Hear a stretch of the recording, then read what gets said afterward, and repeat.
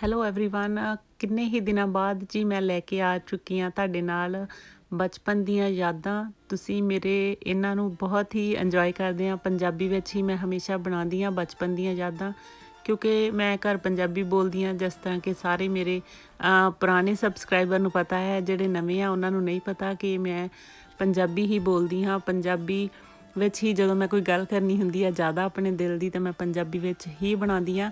ਬਚਪਨ ਦੀਆਂ ਯਾਦਾਂ ਦੀ ਕਾफ़ੀ ਰਿਕੁਐਸਟ ਆਈ ਸੀ। ਮੈਂ ਪੁੱਛਿਆ ਸੀ ਕਿ ਤੁਸੀਂ ਕਿਸ ਤਰ੍ਹਾਂ ਦੀਆਂ ਵੀਡੀਓ ਦੇਖਣਾ ਚਾਹੁੰਦੇ ਆ। ਇਸ ਕਰਕੇ ਮੈਂ ਸੋਚਿਆ ਕਿ ਕਿਉਂ ਨਾ ਆਪਣੇ ਬਚਪਨ ਦੀ ਇੱਕ ਹੋਰ ਪਿਆਰੀ ਜਿਹੀ ਯਾਦ ਨੂੰ ਤੁਹਾਡੇ ਨਾਲ ਸ਼ੇਅਰ ਕੀਤਾ ਜਾਵੇ। ਤੁਸੀਂ ਸੁਣਨ ਲਈ ਤਿਆਰ ਹੋ ਜੀ ਸਾਰੇ? ਤੇ ਮੈਂ ਸੁਣਾਉਣਾ ਤੁਹਾਨੂੰ ਸ਼ੁਰੂ ਕਰਦੀ ਹਾਂ ਇੱਕ ਬਚਪਨ ਦੀ ਯਾਦ। ਇਸ ਕਹਾਣੀ ਨੂੰ, ਇਸ ਬਚਪਨ ਦੀ ਯਾਦ ਨੂੰ ਮੈਂ ਨਾਂ ਦਿੱਤਾ ਜੀ ਕਿਸ਼ਨਪੁਰੇ ਵਾਲੀ ਭੂਆ ਦੇ ਘਰ। ਬਚਪਨ ਵਿੱਚ ਜਾਣ ਦੀ ਕਹਾਣੀ ਆ ਜੋ ਜੀ ਮੈਂ ਉਹ ਤੁਹਾਨੂੰ ਅੱਜ ਸੁਣਾਵਾਂਗੀ।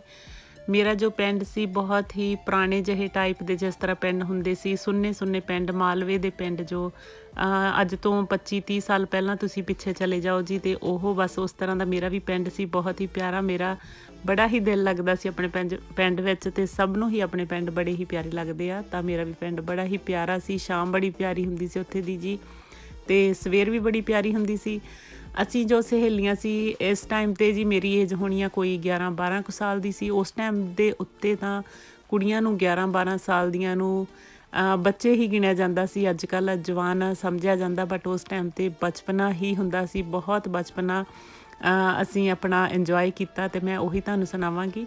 ਅਸੀਂ 3 ਸਹੇਲੀਆਂ ਸੀ ਬਚਪਨ ਵਿੱਚ, ਅਤੇ ਸਾਡੀ ਜੋ ਸ਼ਰਾਰਤਾਂ ਹੁੰਦੀਆਂ ਸੀ, ਅਸੀਂ ਸੁਬਾਹ ਤੋਂ ਹੀ ਸੋਚਣਾ ਸ਼ੁਰੂ ਕਰ ਦਿੰਦੇ ਹੁੰਦੇ ਸੀ ਕਿ ਅਸੀਂ ਕੀ ਅੱਜ ਕਰਨਾ ਹੈ। ਅਤੇ ਇਸੇ ਤਰ੍ਹਾਂ ਹੀ ਅਸੀਂ ਬਸ 10-11 ਕੁ ਵਜੇ ਦਾ ਟਾਈਮ ਹੋਣਾ ਆ, ਘਰ ਦੇ ਰੋਟੀ ਪਾਣੀ ਖਾ ਕੇ ਅਸੀਂ ਪਲੇ ਕਰਨ ਲਈ ਇਕੱਠੀਆਂ ਹੋ ਚੁੱਕੀਆਂ ਸੀ, ਖੇਡਣ ਲਈ। ਅਤੇ ਜਦੋਂ ਅਸੀਂ ਸਲਾਹ ਬਣਾਈ ਤਾਂ ਉਹਨਾਂ ਵਿੱਚੋਂ ਇੱਕ ਜੋ ਮੇਰੀ ਸਹੇਲੀ ਸੀ, ਹਮੇਸ਼ਾ ਉਹੀ ਪਲਾਨ ਕਰਦੀ ਹੁੰਦੀ ਸੀ। ਅਤੇ ਉਹਨੇ ਪਲਾਨ ਕੀਤਾ ਕਿ ਜੀ ਅੱਜ ਮੈਂ ਤੁਹਾਨੂੰ ਆਪਣੀ ਕਿਸ਼ਨਪੁਰੇ ਵਾਲੀ ਭੂਆ ਨੂੰ ਮਿਲਾਉਣ ਲੈ ਕੇ ਚੱਲਾਂਗੀ।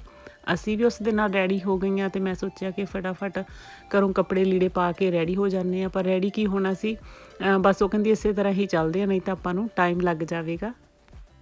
ਤੁਹਾਨੂੰ ਜਿਸ ਤਰ੍ਹਾਂ ਪਤਾ ਹੀ ਹੈ ਕਿ ਗਰਮੀਆਂ ਦੇ ਦਿਨ ਸੀ, 11 ਕੁ ਵਜੇ ਦਾ ਟਾਈਮ ਹੋਣਾ ਹੈ। ਤਾਂ ਉਸ ਟਾਈਮ ਦੇ ਵਿੱਚ ਕੀ ਹੁੰਦਾ ਸੀ ਕਿ ਜੋ ਗਲੀਆਂ ਸੀ ਬਹੁਤ ਸੁੰਨੀਆਂ ਜਿਹੀਆਂ ਹੋ ਜਾਂਦੀਆਂ ਸੀ, ਕਿਉਂਕਿ ਜੋ ਲੋਕ ਸੀ ਕੰਮ ਕਾਰ ਕਰਕੇ ਆਪਣੇ ਘਰਾਂ ਦੇ ਅੰਦਰ ਵਾਲੇ ਕੰਮ ਕਰਨੇ ਸ਼ੁਰੂ ਕਰ ਦਿੰਦੇ ਸੀ। ਤਾਂ ਅਸੀਂ ਬਸ ਜਲਦੀ ਜਲਦੀ ਨਾਲ ਆਪਣੇ ਛੋਟੇ ਛੋਟੇ ਪੈਰ ਪੱਟਦੀਆਂ ਹੋਈਆਂ ਅੱਡੇ ਵੱਲ ਨੂੰ ਜਾਣ ਲੱਗ ਪਈਆਂ, ਜਿੱਥੋਂ ਕਿ ਬੱਸ ਸਟਾਪ ਹੁੰਦਾ ਸੀ। ਅਤੇ ਸਾਡੇ ਪਿੰਡ ਵਿੱਚ ਜੋ ਉਸ ਟਾਈਮ ਦੇ ਉੱਤੇ 3 ਟਾਈਮ ਬੱਸ ਆਉਂਦੀ ਹੁੰਦੀ ਸੀ, ਮੈਨੂੰ ਹਜੇ ਵੀ ਯਾਦ ਆ 3 ਟਾਈਮ ਬੱਸ ਆਉਂਦੀ ਹੁੰਦੀ ਸੀ ਜੋ ਸ਼ਹਿਰ ਨੂੰ ਜਾਂਦੀ ਹੁੰਦੀ ਸੀ। ਅਤੇ ਅਸੀਂ ਬਸ ਜਲਦੀ ਜਲਦੀ ਆਪਣੇ ਛੋਟੇ ਛੋਟੇ ਪੈਰ ਪੁੱਟਦੀਆਂ ਹੋਈਆਂ ਅੱਡੇ ਵੱਲ ਨੂੰ ਤੁਰ ਪਈਆਂ।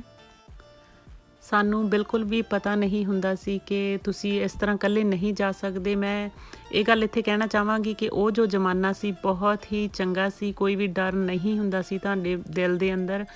ਤਾਂ ਫਿਰ ਉਸਨੇ ਕੀ ਕੀਤਾ ਕਿ ਜਦੋਂ ਹੀ ਬੱਸ ਆਈ, ਅਸੀਂ ਕਾफ़ੀ ਦੇਰ ਤੱਕ ਅੱਡੇ ਦੇ ਉੱਪਰ ਬੈਠੀਆਂ ਰਹੀਆਂ, ਅਤੇ ਸਾਈਡ ਦੇ ਉੱਤੇ ਤਾਸ਼ ਖੇਡਦੇ ਕੁਝ ਬਜ਼ੁਰਗ ਵੀ ਸਨ। ਅਤੇ ਉਸ ਟਾਈਮ 'ਤੇ ਕੁਛ ਵੀ ਇੱਦਾਂ ਨਹੀਂ ਹੁੰਦਾ ਸੀ ਕਿ ਬੱਚੇ ਬਾਹਰ ਨਹੀਂ ਖੇਡ ਸਕਦੇ, ਕੀ ਕਰ ਰਹੇ ਆ, ਉਹ ਨੋਰਮਲ ਜਿਹਾ ਹੁੰਦਾ ਸੀ ਕਿ ਬੱਚੇ ਖੇਡ ਰਹੇ ਆ।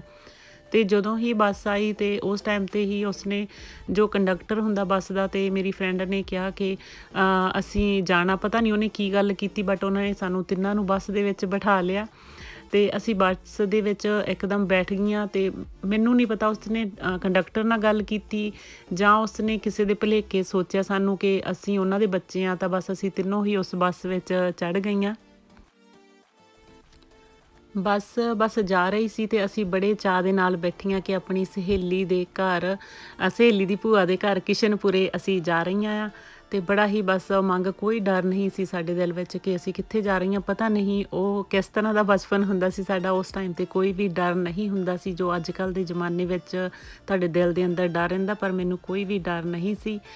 ਅਤੇ ਚਲੋ ਜੀ, ਅਸੀਂ ਬੱਸ ਵਿੱਚ ਜਾਂਦੇ ਜਾਂਦੇ ਜਦੋਂ ਕੰਡਕਟਰ ਦੀ ਨਿਗਾਹ ਸਾਡੇ ਉੱਪਰ ਪਈ, ਤਾਂ ਉਸਨੇ ਕਿਹਾ ਕਿ ਤੁਸੀਂ ਕਿਹਨਾਂ ਦੇ ਨਾਲ ਹੋ? ਤਾਂ ਅਸੀਂ ਕਿਹਾ ਕਿ ਅਸੀਂ ਇਕੱਲੀਆਂ ਹੀ ਜਾ ਰਹੀਆਂ, ਕਿਸ਼ਨਪੁਰੇ ਜਾ ਰਹੀਆਂ। ਤਾਂ ਉਸਨੇ ਕੀ ਕੀਤਾ ਕਿ ਨੈਕਸਟ ਜਦੋਂ ਵੀ ਕੋਈ ਅੱਡਾ ਆਉਂਦਾ ਆ, ਤਾਂ ਉਸਨੇ ਬਿਲਕੁਲ ਨਹੀਂ ਦੇਖਿਆ ਕਿ ਉਸਨੇ ਸਾਨੂੰ ਉਸੇ ਅੱਡੇ ਦੇ ਉੱਪਰ ਸਾਨੂੰ ਉਤਾਰ ਦਿੱਤਾ। ਅਸੀਂ ਉਤਰ ਗਈਆਂ, ਬਟ ਮੇਰੀ ਜੋ ਸਹੇਲੀ ਸੀ ਉਹ ਕਹਿੰਦੀ ਕਿ ਹਾਂ ਇਹ ਕਿਸ਼ਨਪੁਰਾ ਪਿੰਡ ਹੀ ਆ।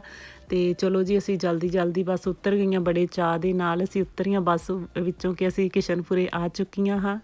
ਜਿਸ ਜਿਸ ਅੱਡੇ ਦੇ ਉੱਤੇ ਅਸੀਂ ਉਤਰੀਆਂ ਤਾਂ ਬੜਾ ਹੀ ਅਜੀਬ ਜਿਹਾ ਅੱਡਾ ਸੀਗਾ, ਕੱਚਾ ਜਿਹਾ ਰਸਤਾ ਸੀ, ਖੇਤ ਜਿਹੇ ਲੱਗਦੇ ਸੀ ਜਿਵੇਂ ਫਾਰਮ ਜਿਹੇ ਹੁੰਦੇ ਆ, ਖੇਤ ਜਿਹੇ, ਸੁੰਨਾ ਜਿਹਾ ਰਸਤਾ ਸੀ ਅਤੇ ਉੱਥੇ ਕੁਛ ਘਰ ਜਿਹੇ ਬਣੇ ਹੋਏ ਸੀ, ਕੱਚਾ ਰਸਤਾ ਪੂਰਾ। ਸਾਨੂੰ ਉਹ ਤੁਰ ਕੇ ਅਸੀਂ ਬਸ 10 ਕੁ ਮਿੰਟ ਦੇ ਅੰਦਰ ਇੱਕ ਘਰ ਸੀ ਜਿਸ ਨੂੰ ਕੋਈ ਵੀ ਡੋਰ ਬੂਹਾ ਨਹੀਂ ਲੱਗਾ ਹੋਇਆ ਸੀ, ਕੰਧਾਂ ਦਾ ਹੀ ਬਸ ਉਹ ਖੁੱਲ੍ਹਾ ਜਿਹਾ ਘਰ ਸੀ, ਪੂਰਾ ਕੱਚਾ ਜਿਹਾ ਵਿਹੜਾ, ਅਤੇ ਉਸ ਦੇ ਅੰਦਰ 2-3 ਨਿੰਮਾਂ ਵੀ ਲੱਗੀਆਂ ਹੋਈਆਂ ਸੀ।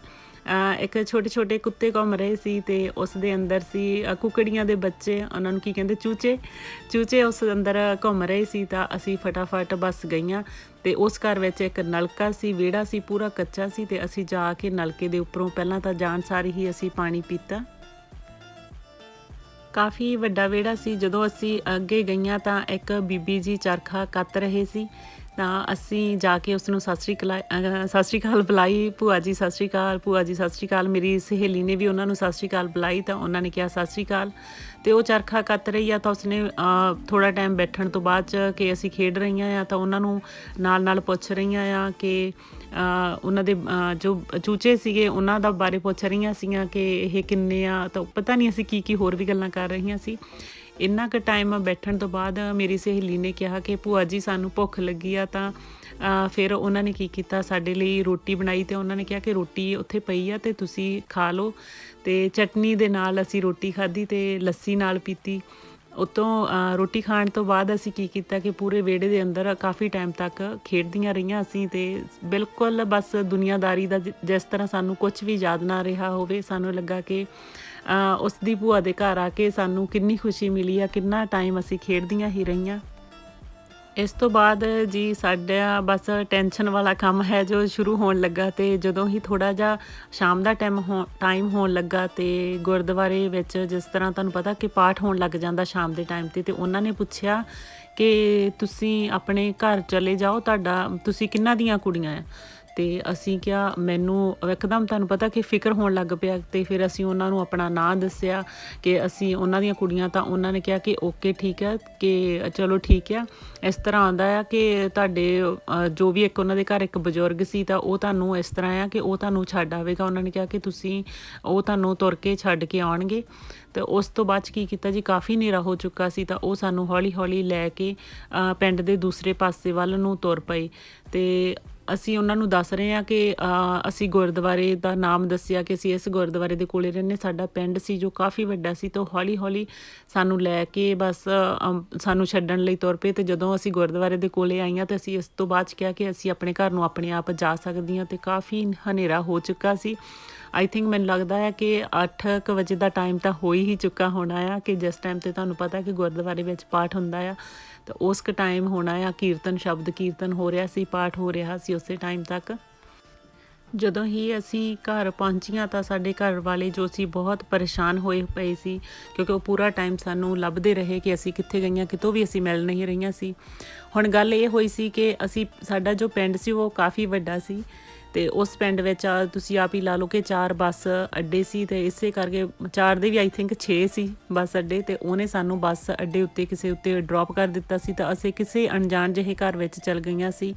ਉਹ ਜੋ ਟਾਈਮ ਸੀ ਬਹੁਤ ਚੰਗਾ ਸੀ, ਰੱਬ ਦਾ ਸ਼ੁਕਰ ਆ ਕਿ ਇੱਕ ਉਹ ਪਿਆਰੀ ਜਿਹੀ ਯਾਦ ਬਣੀ ਮੇਰੀ। ਅਤੇ ਅੱਜ ਕੱਲ੍ਹ ਦਾ ਜ਼ਮਾਨਾ ਤਾਂ ਇੰਨਾ ਬੁਰਾ ਆ, ਅਤੇ ਘਰ ਦੇ ਪਰੇਸ਼ਾਨ ਹੋਏ ਪਏ ਸੀ। ਅਤੇ ਜਦੋਂ ਉਹਨਾਂ ਨੇ ਸਾਨੂੰ ਇੱਕਦਮ ਗੁੱਸੇ ਨਾਲ ਪੁੱਛਿਆ ਕਿ ਤੁਸੀਂ ਕਿੱਥੇ ਆ, ਬਾਹਰ ਹੀ ਮੇਰੇ ਭਰਾ ਨੇ ਮੈਨੂੰ ਦੱਸ ਦਿੱਤਾ ਕਿ ਤੇਰੇ ਕੁੱਟ ਪੈਣੀ ਆ ਘਰ ਜਾਣ ਸਾਰ, ਕਿਉਂਕਿ ਡੈਡੀ ਮੰਮੀ ਜੀ ਹੁਣੀ ਤੁਹਾਨੂੰ ਲੱਭ ਰਹੇ ਆ ਸਾਰੀਆਂ ਨੂੰ, ਅਤੇ ਤੁਸੀਂ ਕਿੱਥੇ ਸੀ।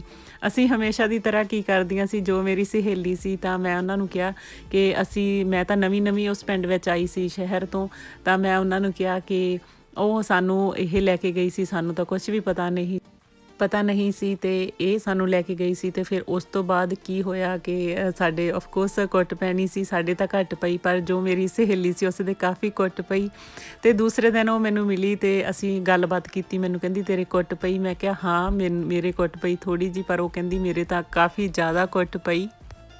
ਤੇ ਮੈਂ ਬੜੇ ਉਦਾਸ ਜੇ ਫੇਸ ਨਾਲ ਉਹਨੂੰ ਪੁੱਛਿਆ ਕਿ ਹੁਣ ਅੱਜ ਤੋਂ ਬਾਅਦ ਅਸੀਂ ਕੋਈ ਵੀ ਸ਼ਰਾਰਤ ਨਹੀਂ ਕਰਾਂਗੇ, ਪਰ ਉਹਨੇ ਨੈਕਸਟ ਮੇਰੇ ਨਾਲ ਗੱਲ ਕਰਨੀ ਸ਼ੁਰੂ ਕੀਤੀ ਕਿ ਆਪਾਂ ਅੱਜ ਇਹ ਵਾਲਾ ਕੰਮ ਕਰਦੇ ਹਾਂ। ਮੈਂ ਕਿਹਾ ਨਹੀਂ, ਕਿ ਤੇਰੇ ਕੁੱਟ ਪੈ ਚੁੱਕੀ ਆ। ਬਟ ਉਸ ਦੀ ਗੱਲ ਮੈਨੂੰ ਅੱਜ ਵੀ ਇੱਕ ਯਾਦ ਆਉਂਦੀ ਆ। ਉਸਨੇ ਹਾਸੇ ਵਿੱਚ ਮੈਨੂੰ ਕਿਹਾ, ਹਾਸੇ ਵਿੱਚ ਨਹੀਂ, ਉਹ ਹਮੇਸ਼ਾ ਕਹਿੰਦੀ ਰਹਿੰਦੀ ਹੁੰਦੀ ਸੀ ਕਿ ਦੋ ਪਈਆਂ ਵਿਸਰ ਗਈਆਂ ਸਦਕੇ ਮੇਰੀ ਢੂਈ ਦੇ। ਇਹ ਗੱਲ ਉਸ ਦੀ ਮੈਨੂੰ ਕਦੇ ਵੀ ਨਹੀਂ ਭੁੱਲਦੀ। ਤਾਂ ਇਹ ਸੀ ਮੇਰੀ ਪਿਆਰੀ ਜਿਹੀ ਬਚਪਨ ਦੀ ਯਾਦ। ਆਈ ਹੋਪ ਤੁਸੀਂ ਇੰਜੋਏ ਕੀਤੀ ਹੋਣੀ ਆ ਫਰੈਂਡਸ। ਜੇ ਤੁਹਾਡੀ ਕੋਈ ਵੀ ਯਾਦ ਆ ਤੁਸੀਂ ਵੀ ਮੇਰੇ ਨਾਲ ਸ਼ੇਅਰ ਕਰਿਓ। ਤੇ ਅਗਰ ਤੁਸੀਂ ਮੇਰੀ ਵੀਡੀਓ ਨੂੰ ਇੰਜੋਏ ਕੀਤਾ ਆ ਤਾਂ ਪਲੀਜ਼ ਮੇਰੀ ਵੀਡੀਓ ਨੂੰ ਜ਼ਿਆਦਾ ਤੋਂ ਜ਼ਿਆਦਾ ਸ਼ੇਅਰ ਕਰੋ, ਲਾਈਕ ਕਰੋ ਤੇ ਕਮੈਂਟ ਕਰੋ ਤੇ ਸਬਸਕ੍ਰਾਈਬ ਕਰੋ ਮੇਰੇ ਚੈਨਲ ਨੂੰ। ਤੇ ਆਪਾਂ ਜਲਦ ਹੀ ਮਿਲਦੇ ਹਾਂ ਇੱਕ ਹੋਰ ਨਵੀਂ ਮਿੱਠੀ ਪਿਆਰੀ ਜਿਹੀ ਮੇਰੀ ਬਚਪਨ ਦੀ ਯਾਦ ਦੇ ਨਾਲ। ਉਦੋਂ ਤੱਕ ਆਪਣਾ ਬਹੁਤ ਸਾਰਾ ਖਿਆਲ ਰੱਖੋ। Bye bye.